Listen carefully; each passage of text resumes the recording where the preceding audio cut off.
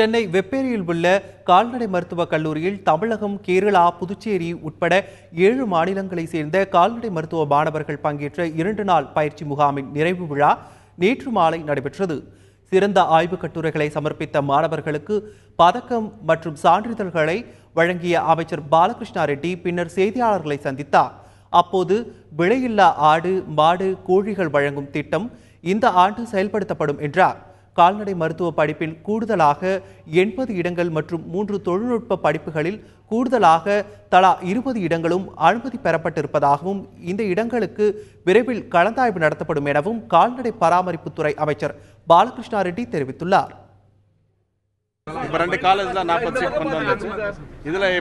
இதில் வந்து இந்த காலேஜில் கூட இப்போ நம்ம இன்னைக்கு நாளைக்குன்ற மாதிரி இருக்குது.